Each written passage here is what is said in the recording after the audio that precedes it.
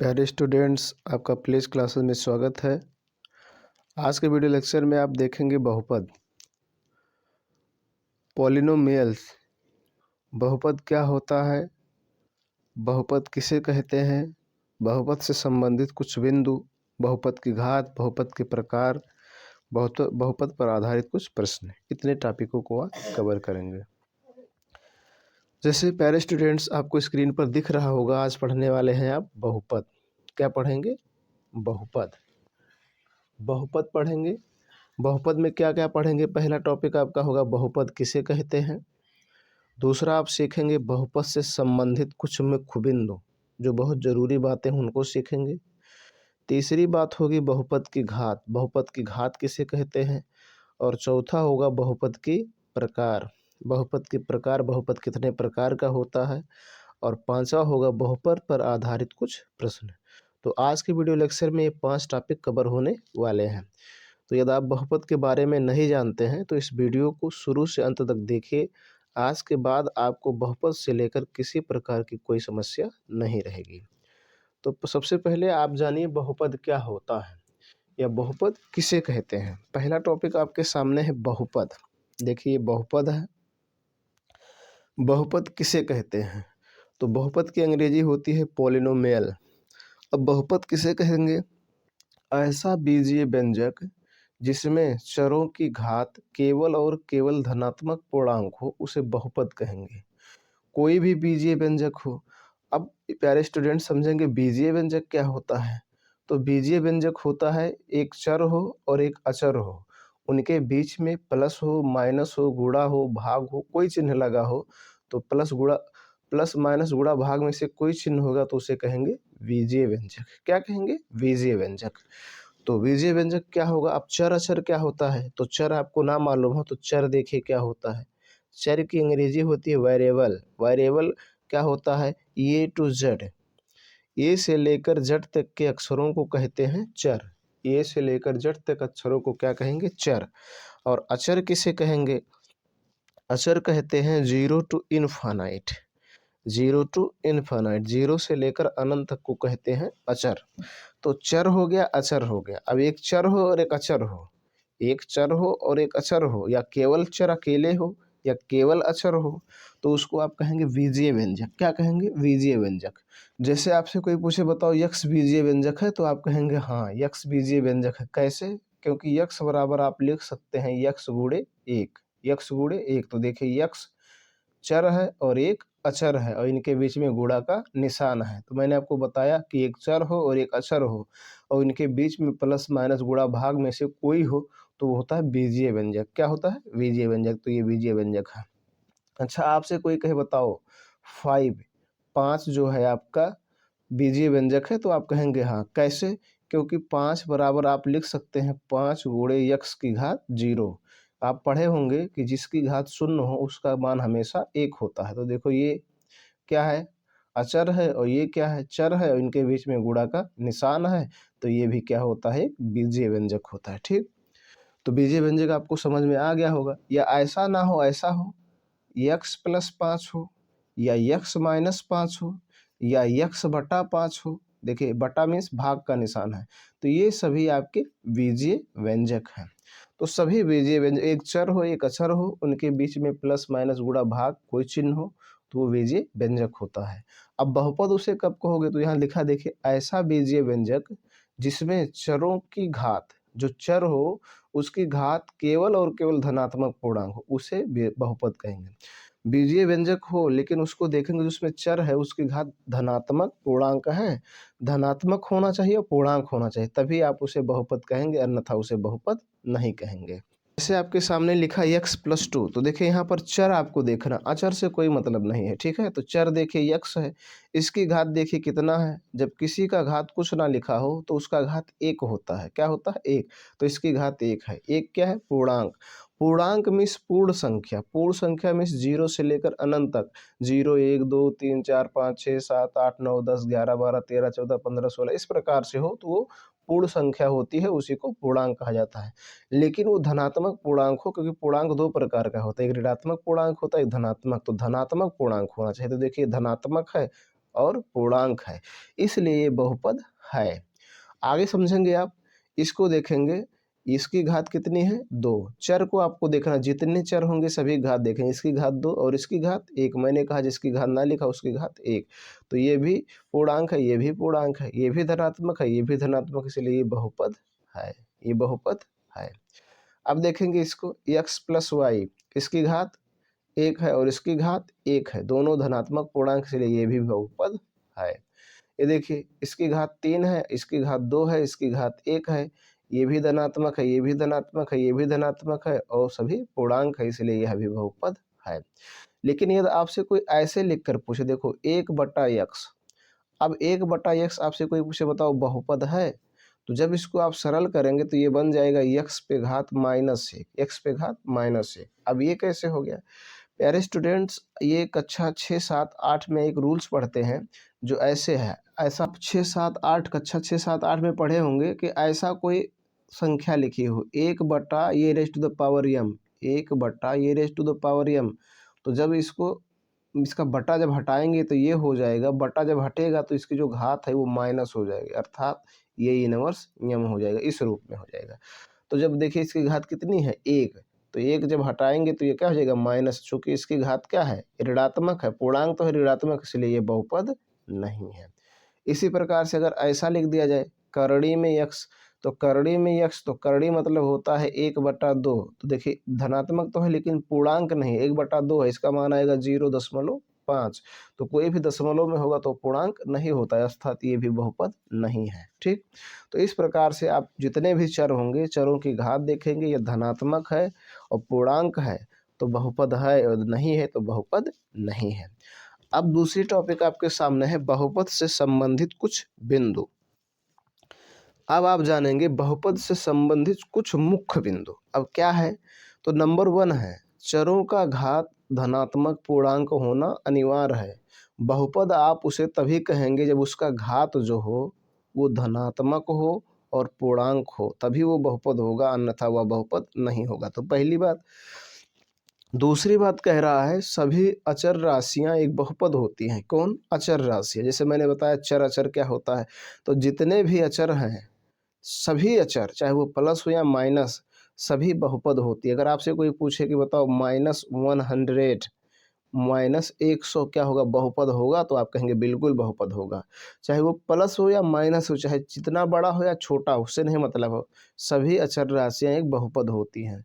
तीसरी बात आपके सामने है चर समान तथा भिन्न भिन्न भी हो सकते हैं, अर्थात जो बहुपद होगा उसका चर समान भी हो सकता है और भिन्न भिन्न मतलब अलग अलग। जैसे देखो ऐसा हो सकता है x² + 2x + 2, ऐसा भी हो सकता है। ठीक, और ऐसा भी हो सकता है x + y + 2, या ऐसा भी हो सकता है x + 2y + 3z, ऐसा भी हो सकता है।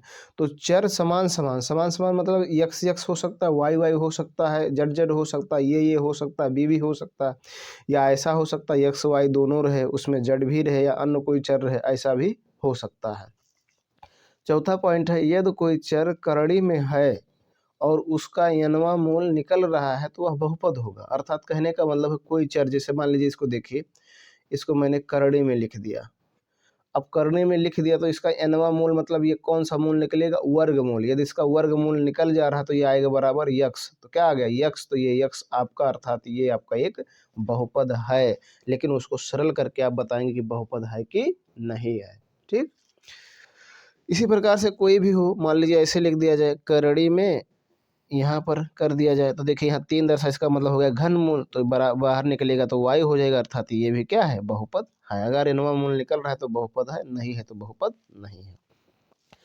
पांचवा टॉपिक समझेंगे चर के गुणांक धनात्मक अथवा ऋणात्मक हो सकते हैं। जो चर होगा उसका गुणांक धनात्मक भी हो सकता है और ऋणात्मक होगा। बात समझिए, जैसे मान लीजिए कहा जाए -10x² + 5x और -10, ऐसा।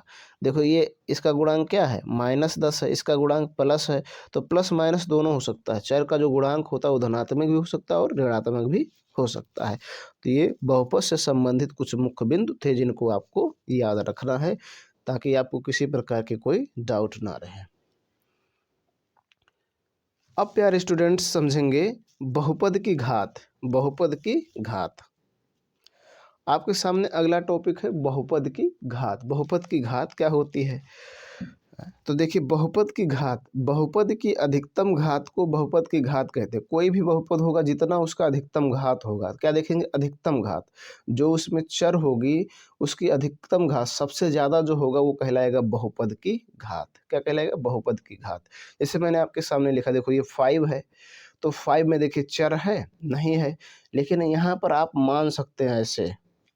तो ये बताओ इसकी अधिकतम घात कितनी है? 0। क्या है? 0।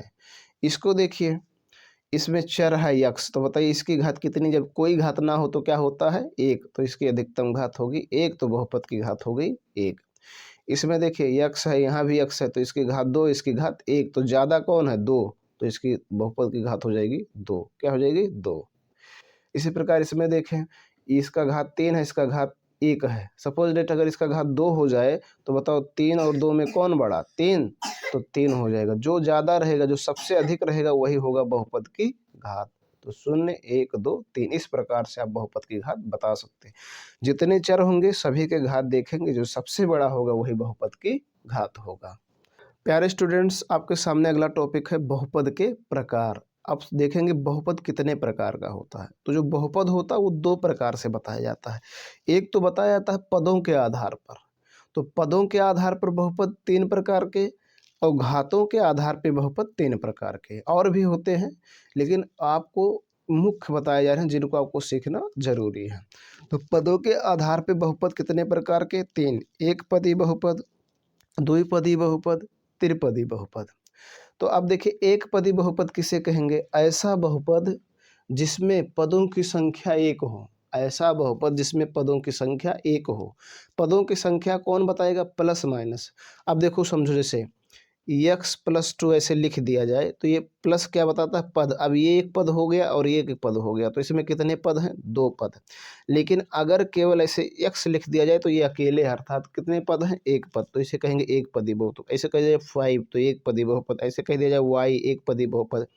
ऐसे कह दिया जाए 10x तो एक पदी बहुपद। ऐसे कह दिया जाए -500 एक पदी बहुपद। इसको ऐसे कह दिया जाए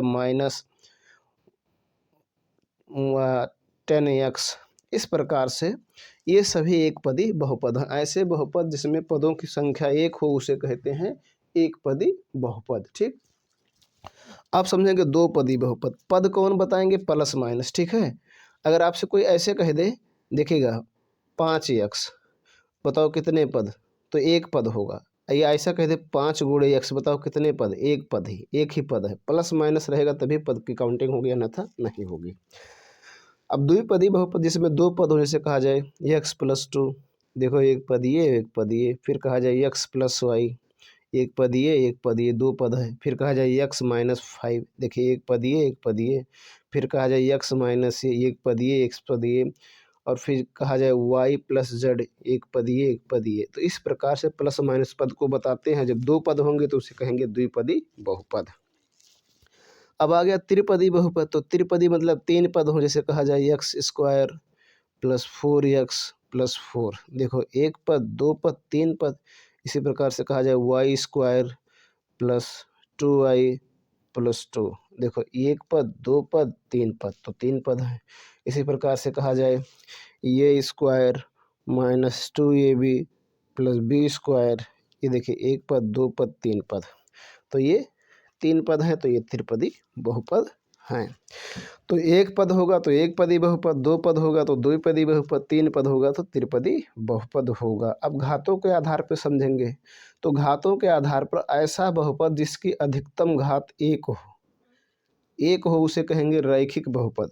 और ऐसा बहुपद जिसकी अधिकतम घात 2 हो उसे कहेंगे द्विघात बहुपद। और ऐसा बहुपद जिसकी अधिकतम घात 3 हो उसे त्रिघात बहुपद। ऐसा बहुपद जिसकी अधिकतम घात 4 हो उसे चतुर्थघात बहुपद कहेंगे। ये घातों के आधार पर उसका नामकरण होगा। अब देखेंगे रैखिक बहुपद क्या होगा। तो देखिए जैसे कहा जाए x प्लस 2, तो बताओ चर देखेंगे तो चर x है, इसकी घात कितनी है? 1। बताओ इसकी अधिकतम घात 1, तो इसे कहेंगे रैखिक बहुपद। या कहा जाए x प्लस वाई, तो बताओ इसकी अधिकतम घात कितनी है? इसकी घात भी 1 है, इसकी भी घात 1, तो अधिकतम घात 1, तो जितनी अधिकतम घात होगी वो कहलाएगा रैखिक बहुपद। तो ये भी रैखिक बहुपद है। या कहा जाए देखिए x माइनस 10, तो देखिए इसकी अधिकतम घात कितनी 1, तो ये भी क्या होगा रैखिक बहुपद। तो अधिकतम घात 1 हो तो रैखिक बहुपद होगा। अगला समझेंगे द्विघात बहुपद। तो द्विघात मतलब उसकी घात 2 हो, तो जैसे कहा जाए x square minus 4x plus 4, ये देखिए इसकी अधिकतम घात 2 है। फिर ऐसा कहा जाए y स्क्वायर प्लस 10, इसकी भी अधिकतम घात कितनी है 2 है, तो ये भी आपका द्विघात बहुपद है। फिर कहा जाए ये स्क्वायर माइनस x, देखिए इसकी घात 2 है, तो ये भी क्या है द्विघात बहुपद। तो अधिकतम घात 2 होगा तो उसे द्विघात बहुपद कहेंगे। अब देखिए त्रिघात बहुपद। त्रिघात बहुपद क्या होता है, जिसकी अधिकतम घात 3 हो, जैसे कहा जाए x cube plus 2x plus 5, तो बताइए इसकी अधिकतम घात 3, और इसकी ये 1 है, इसकी अधिकतम घात 3 है, तो इसे कहेंगे त्रिघात बहुपद। या ऐसा हो y cube plus 2y square plus 4y plus 5, तो बताओ इसकी अधिकतम घात कितनी 3, तो इसे कहेंगे त्रिघात बहुपद। तो अधिकतम घात 3 हो तो त्रिघात 2 हो तो द्विघात 1 हो तो रैखिक बहुपद, और 4 हो तो चतुर्थघात बहुपद होता है। इस प्रकार से बहुपद के प्रकार आपको समझ में आ गया होगा। अब प्यारे स्टूडेंट्स, आप समझेंगे बहुपद पर आधारित कुछ प्रश्न हैं। बहुपद पर आधारित कुछ प्रश्न जो आपके सामने हैं, लिखा हुआ देखिए ध्यान से, बहुपद पर आधारित कुछ प्रश्न। अब ये क्या है, बताइए कि निम्न में कौन सा बहुपद है। आपको ये बताना इनमें से कौन सा बहुपद है और कौन सा बहुपद नहीं है। तो ध्यान से समझेंगे। पहला सवाल लीजिए, देखिए ये है करड़ी में यक्स, तो बताओ करड़ी में यक्स बहुपद है। देखिए करड़ी में यक्स बहुपद है, ध्यान दीजिएगा, तो नहीं है। क्यों? क्योंकि देखिए करड़ी में यक्स बराबर हम लिखेंगे तो करड़ी जब हटाएंगे तो हो जाएगा 1/2। 1/2 धनात्मक तो है लेकिन पूर्णांक नहीं है, और मैंने कहा कि घातों का धनात्मक पूर्णांक होना अनिवार्य है। अगर नहीं है तो वो बहुपद नहीं है, तब ये बहुपद नहीं है। ठीक, अब देखेंगे इसको, बताइए बहुपद है -100। माइनस सभी अचर राशियां बहुपद होती हैं, चाहे वो ऋणात्मक हो या धनात्मक, तो ये बहुपद है। ठीक, इसको समझेंगे 1/x, तो मैंने बताया था क्या 1/, ये raise to the power m equal to ये इनवर्स m, ऐसा हो जाता है। यदि बटे में हो तो घात ऋणात्मक हो जाती है, तब इसको जब सरल करेंगे तो हो जाएगा x माइनस 1, क्योंकि इसकी घात 1 है, और जब बटा हटाएंगे तो ऋणात्मक हो जाएगा, अर्थात ये बहुपद नहीं है। ठीक, इसको देखिए इसकी घात 2, इसकी घात 1 धनात्मक है, पूर्णांक है, तो ये बहुपद है।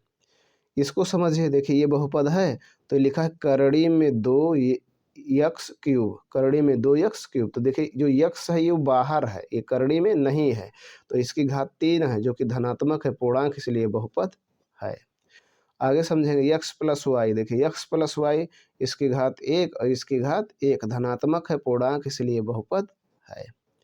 इसको समझेंगे करड़ी में वाई स्क्वायर, तो मैंने कहा था कोई भी करड़ी में चर लिखी हो और उसका यदि वनवा मूल निकले तो इसका यनवा मूल निकल जाएगा। ये स्क्वायर वाई स्क्वायर का होगा वाई वैल्यू, तो जब ये वाई वैल्यू होगा तो ये बहुपद है। इसको समझेंगे y square minus 10y raise to the power -1 + 1। अब देखिए इसका घात 2 है जो कि धनात्मक है, इसका घात -1 है जो कि ऋणात्मक है, ये भी पूर्णांक है, ये भी पूर्णांक है, लेकिन ये ऋणात्मक है, इसलिए यह बहुपद नहीं है।